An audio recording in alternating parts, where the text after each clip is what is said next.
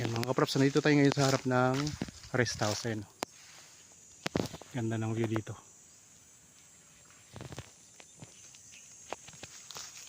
Okay, balik na tayo. Magandang araw po mga kaprops. Pupuntahan natin ngayon isang property na for sale dito sa bayan po ng Pagsanhan, Laguna. Bali ito mga kaprops, itong nasa tabing kalsada, sakop na rin po o kasama na rin po ito sa property. Ito po ay direksyon papunta sa ibang barangay. Nasakop po ng Pagsanhan itong direksyon na ito. Tapos dito sa kabila mga kaprops, ito yung papunta sa town proper ng Pagsanhan. Nasa 4.7 kilometers po ang distansya nito, o nasa 10 minutes travel time. Tapos itong nandito sa unahan o nasa tabing kalsada na property, nasa kulang-kulang 3,000 square meters. Kasi ang ating pupuntahan ngayon mga kaprops na property, ang buong sukat talaga ay 1.7 hectares. So ang kagandahan, meron kang sakop dito na lupa. So nasa 3,000 square meters, malawak-lawak din po ito mga kaprops. Tapos ito po, ito yung right of way papasok doon sa mas malaking property. Yan, kasyang-kasya po ang sasakyan dito. Yan, ulitin ko lang mga kaprops ha. Kasama po ito, itong property na to. May mga tanim na mga mahogany. At saka mayroon pong isang puno ng niyog. Mayroon pang kasamang kawayan. Oh.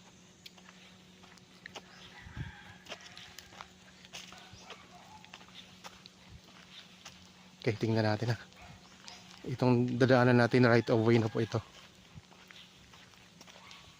So may mga property pa po kasi dyan sa likod na dumadaan din po dito. Mayroon na ditong access ng kuryente at saka tubig. Kasi itong property na ipapakita ko sa inyo, ito ay mayroon ng rest house sa loob.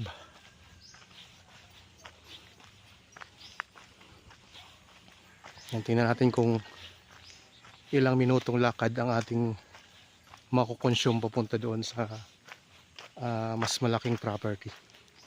So nasa ano po yun, kung nasa 3,000 square meters yun, nasa mahigit 1,400 square meters, 1.4 hectares naman po yun yung kinaroroonan ng rest house. Yan, may mga daanan tayong mga farm lot din nakatabi nitong property.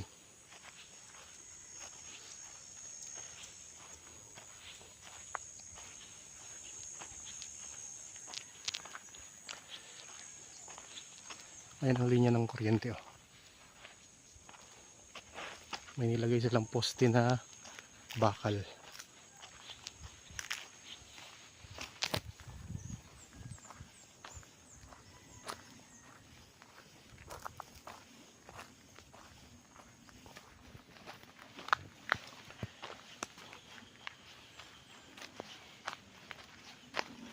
Ako nga po pala si Buds mga kaprops, ay inyong laging kasama para sa virtual viewing sa mga property na in-offer namin. Malapit lang po, ayan ang property.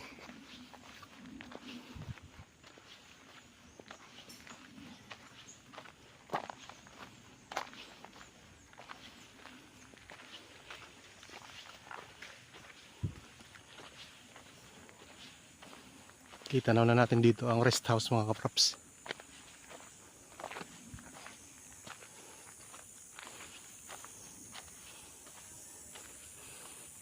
Okay, ito na po ang boundary niya. Yan. Ito. Pasok na tayo.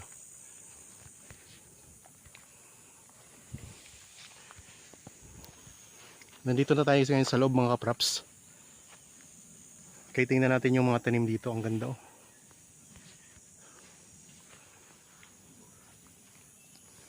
Yan, ito yung papunta sa main road. May bakod na po ito na barbed wire. May mga tanim po siya na langka mga kaprops. Langka, mangga, rambutan, at marami itong dalang hita. Yan, dito sa area na to, maraming dalang hita yan. Tapos dito sa bungad, meron din yang tanim na santol. Yan, may mga bunga na yung santol.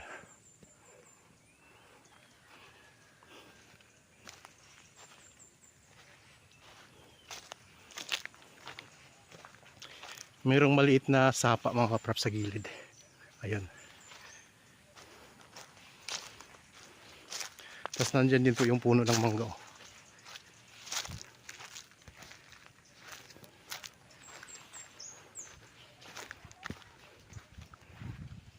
Ayun ang rest house. Tanaw na natin dito.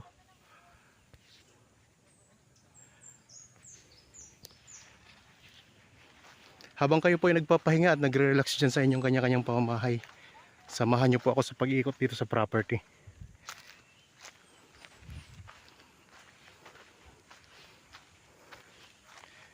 Ganda.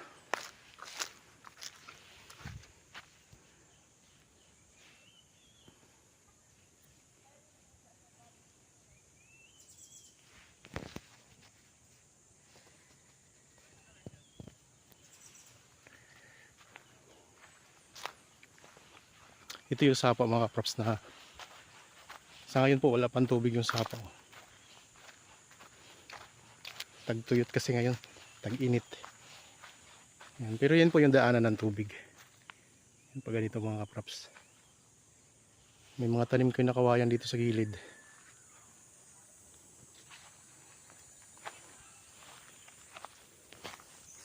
Yan, daming tanim nito.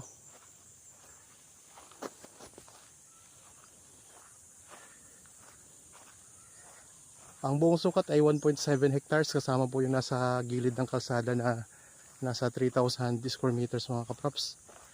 Nasa mahigit 1.4 hectares ito.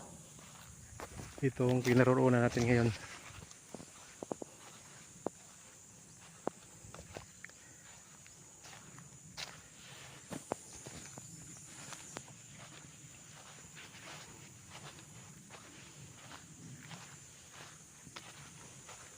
Dito tayo dadaan sa hagdanan.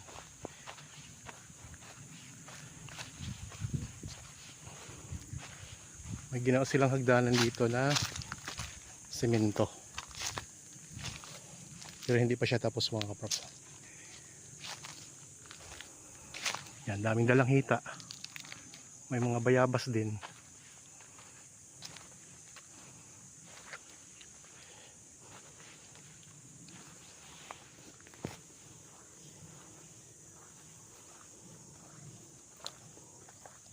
May kasama pala kami ngayong buyer mga kaprops.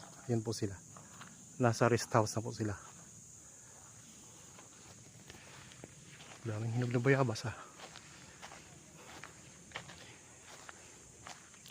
Sa mga viewers po ngayon, maraming salamat po sa inyong pagsubaybay sa aking mga pinopost po na video. So salamat po sa pagsuporta. Kahit di po kayo bumili pa ng property, alam ko po darating din ang panahon na makakabili din kayo. So bilang libangan nyo na lang po, panoorin nyo lang po itong mga video ko ng mga property na mga ino-offer namin. Tapos kung mayroon din kayong mga property na gustong ibenta, pwede namin kayong matulungan sa pagbibenta mga kaprops. Mayroon itong overlooking view. So tanaw natin ang Laguna Lake dito mga kaprops.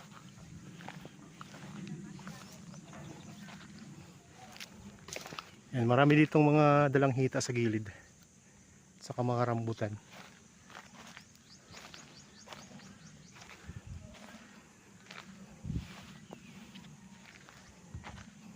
Yan, ayun po ang kasama nating buyer mga kaprops.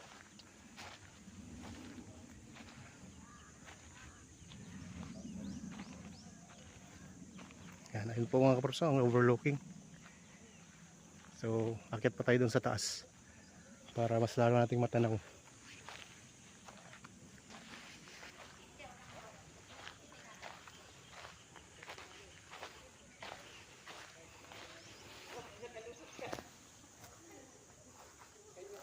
Yun ang rest house.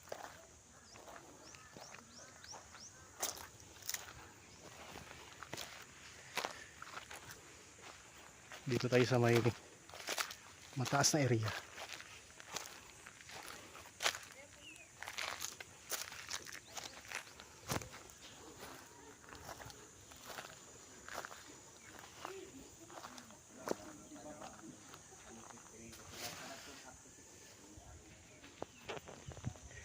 Ayun mga kaprops, Laguna Lake. Ganda ng view.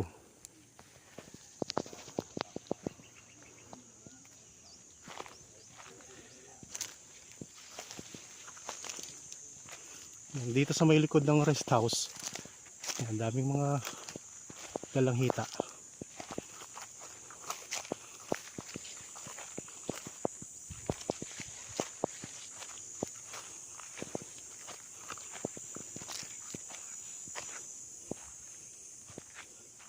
Yan, ang ganda, mas maganda pala dito. Yan. Ayan po ang rest house. Tapos ayan po ang view natin.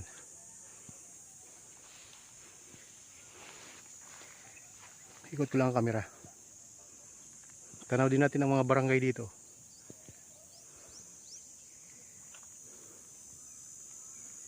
Hinihingal ako. Medyo paakyat ng konti.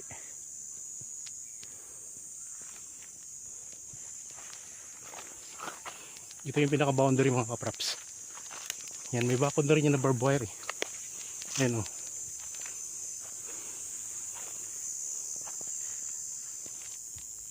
May mangga din dito sa likod. Ayan po. Tapos may bundok tayo na nasa likuran. Tingnan nyo naman ang view. Ganda. Ito yung property mga kaprops oh. Yan ang view natin.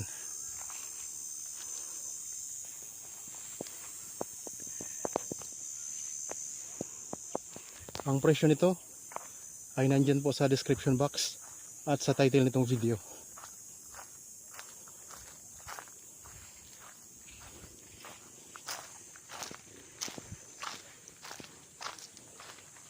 Punta tayo dito sa may bandang gilid naman. Nandito tayo ngayon sa likod ng property mga kaprops ha.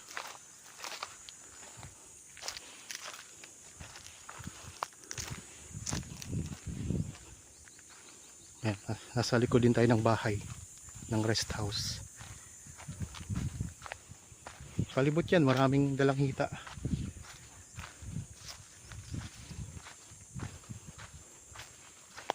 Ito yung puno ng mangga sa gilid. May mga saging din pala.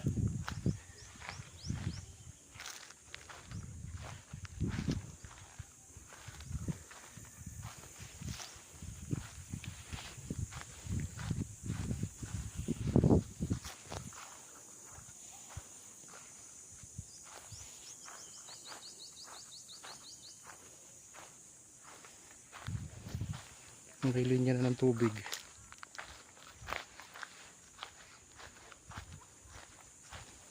Yan, pwede kayo mag-alaga dito ng baka. Ayan, baka.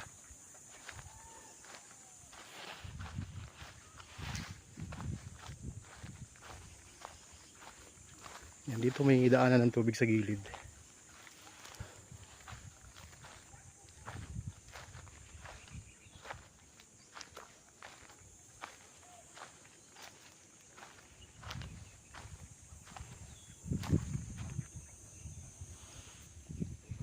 Yan sila mga kaprops, kasama natin, mga kasama nating buyer.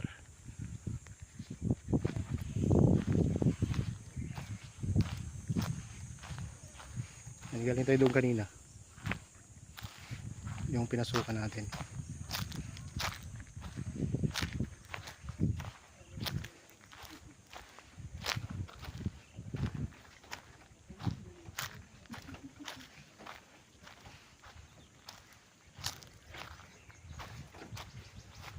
Punta tayo dito sa loob ng rest house.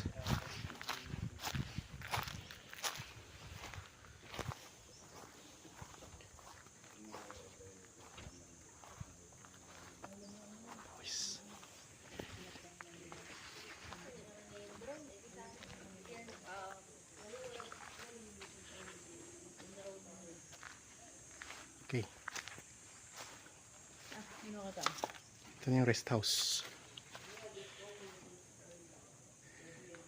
May CR dito sa gilid. Pasok tayo.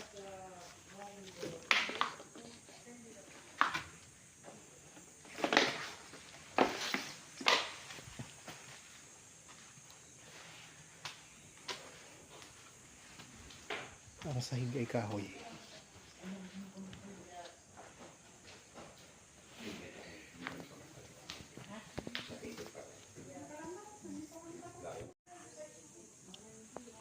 Yan mga kaprops, oh.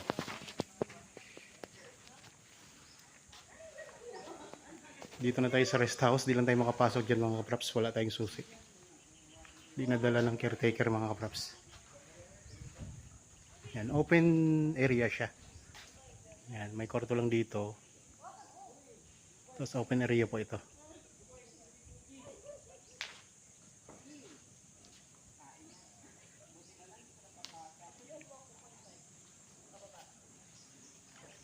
Yan, mga poste nito ay sementado na rin. Ang sahig niya ay kahoy.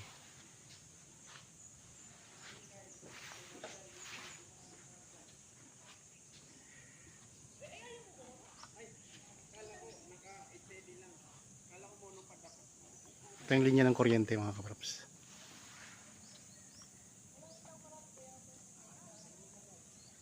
So yun ang kasama naming buyer mga kaprops. Ayan sila.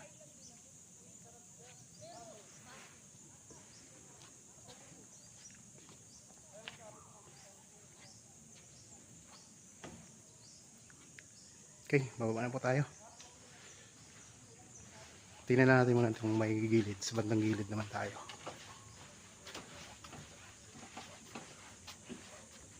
Yan. Ito yung gilid ng property. Oh. Mayroon tayong katabing bundok.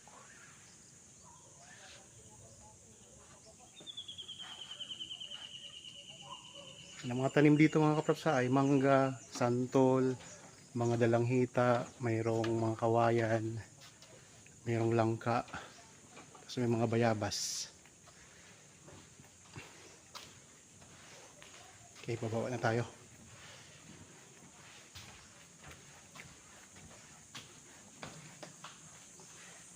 Yan, bilababo pa kayo dito.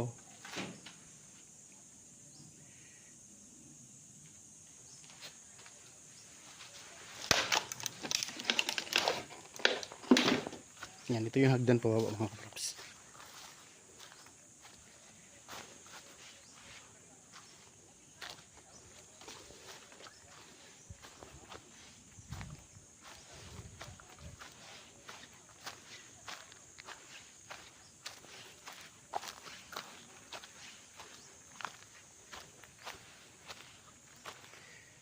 Ganda dito. Ikot ko lang ang camera.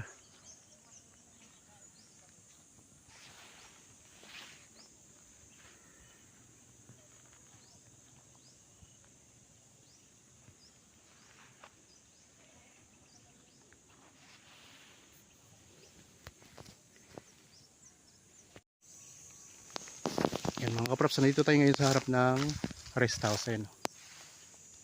Ganda ng view dito.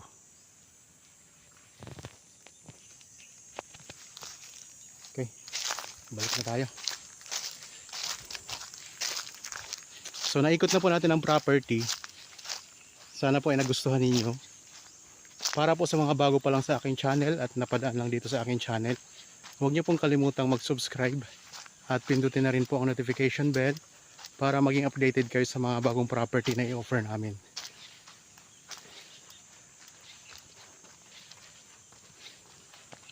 Okay. Thank you po mga kaprops.